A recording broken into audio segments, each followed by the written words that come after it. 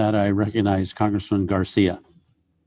Thank you, Ranking Member Benson, Ranking Member Westerman, for the invitation to this very important hearing. I want to thank all of our witnesses for your testimony today and for fighting this noble fight. This is something that the future of our nation does depend on us all being successful, and you guys are absolutely instrumental in that.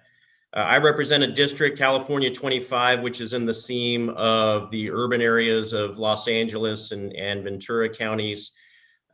Between that and the more rural areas of the Central Valley and high deserts of California, the drought has affected us, fires have affected us. And I think the common theme that we're seeing here is that this is another instantiation of California politicians and the incompetency of both the federal representation and state reps in California, leading to bad policy, which then leads to unintended consequences.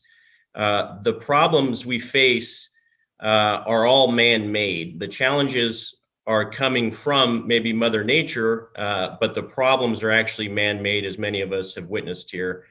Our state is one of the few states that is not energy independent, despite sitting on some of the largest natural resources for energy.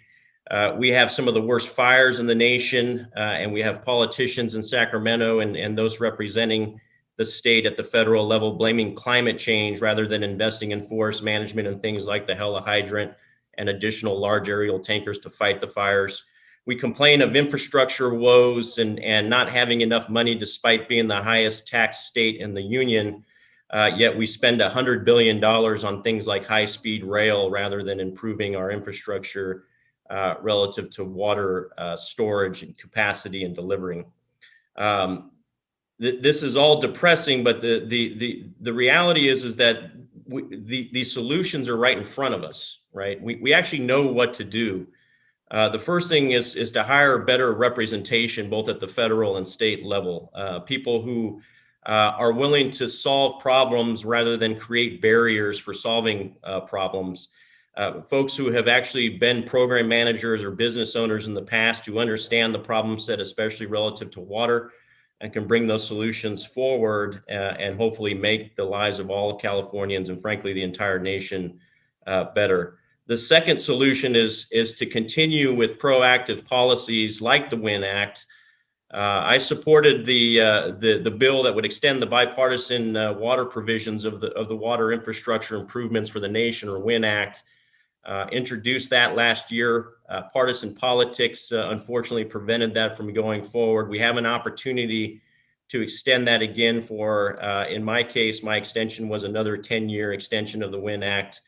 And hopefully we can turn enough light bulbs on across the aisle to help them realize that the extension of the WIN Act is for California, but it's also for the entire country for the reasons that we mentioned. There will be families starving and or paying higher grocery bills as a result of the incompetence of California politicians if we do not support the extension of the WIN Act. And then the third solution, I think, is the removal of barriers, the removals of policies and bureaucracy and oversight that prevents us from improving not only our water capacity, but also the delivery systems, especially in California. And I think this is a little bit more of a gray area, maybe a more opaque area. And so I think, Mr. Phillips, the question is for you, sir, if you can you touch on some of the federal and state policies that are complicating, in this case, California's water delivery system, and or policies that complicate either the groundbreaking or say the deepening of the Shasta Dam moving forward. Can you just touch on the burdens that we have in California for actually making change and improvements to the problems that we face? Sure, would love to. Thank you for the question. It's a good one. I mentioned in my remarks earlier that in the early 1900s, the project was actually built to support most of the needs of the state and a 5-year drought. What's happened, though, is, to get to your question, in the early 90s, it started with ESA regulations for salmon that reduced our overall supplies by 10%. In 1992, there was the CVPIA. Again, these are federal laws, reduced our supplies by another 25%. Now the state of California in 1995, Water Quality Control Board issued a decision that reduced it by another 10%.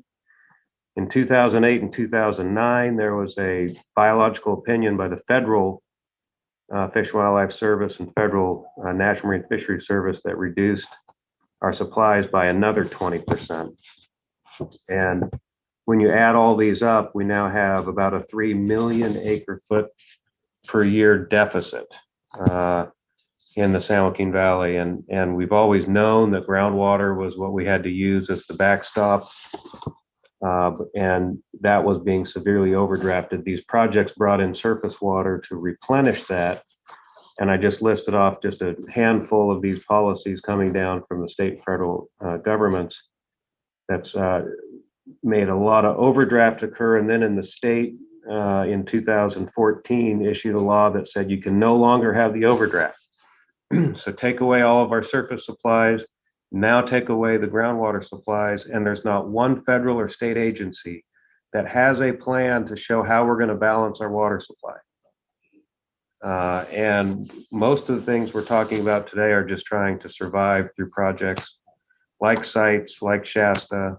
And Shasta, by the way, in the year 2000, raising Shasta, bipartisan, unanimous, it was a no-brainer to raise Shasta Reservoir 20 years ago. And now the state of California says it would be illegal to do it. And it is, as Congressman Nunes and McCarthy and others have said, it's the easiest storage project we have.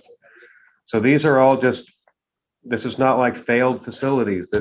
These are decisions coming down as policies.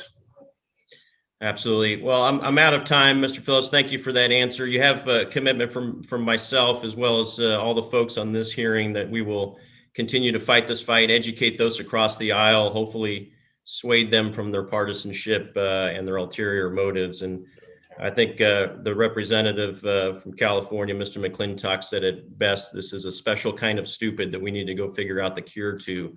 And it's going to take all of us to figure that out. So thank you all again. I yield back, Mr. Benz.